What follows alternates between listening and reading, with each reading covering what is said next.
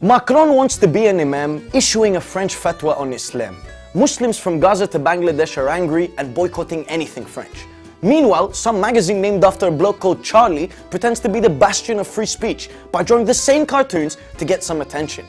The story today is not only about France's president, a diplomatic spat, a boycott movement, or a satirical magazine. It's about Europe's problem with Islam, which has not only translated into disrespect, tension and enmity with the Muslim world, but also into police brutality, discrimination, scapegoating and abuse of Europe's very own Muslim population.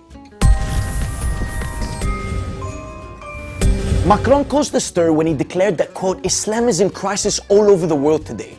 In addition to reassuring nearly 6 million French Muslims, 9% of the country's total population, and the largest Muslim community in Europe, that he would, quote, liberate Islam from foreign influences. After the beheading of a French schoolteacher Samuel Paty by 18-year-old Chechen national Abdullah Anzorov, after Paty showed caricatures of the Prophet Muhammad to his class, Macron went on to defend provocative caricatures and France's laïcité, which effectively bans religious expression in certain areas of public life. This was not the first time Macron and his ministers had declared war against what they call Islamist separatism and Islamist radicalism, sweepingly connecting Islam with violence and terrorism to the point where halal food has been identified as a threat to France's unity. Alors moi, ça m'a toujours choqué d'entrer dans un hypermarché et de voir qu'il y avait en arrivant un rayon de telle cuisine communautaire et de telle autre à côté.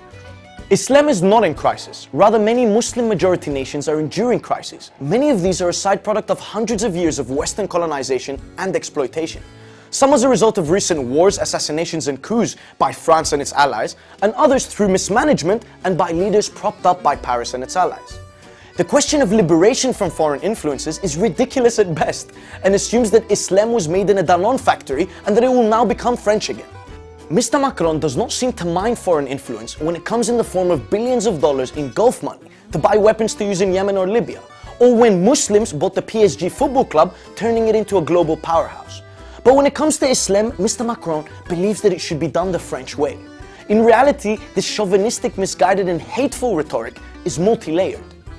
First off, Macron wants to revitalize his parties and his own political position ahead of the 2022 presidential elections by pandering to the far right. Moreover, his war on Islam, tough crackdown on crime and immigration, and incessant defense of French secularism is a perfect distraction to deflect from the reality of a troubled economy, mismanaged COVID-19 crisis, and Black Lives Matter protests calling for an end to police brutality, not to mention rising unemployment, inequality, and the Yellow Vest movement. If anything, Macron should try and liberate his nation's Muslims from the rising and systematic discrimination they face in the so-called land of freedom, equality, and brotherhood. A 54% rise in anti-Muslim hate crimes in 2019 alone has been compounded by a consistent crackdown by the French state on its Muslim community.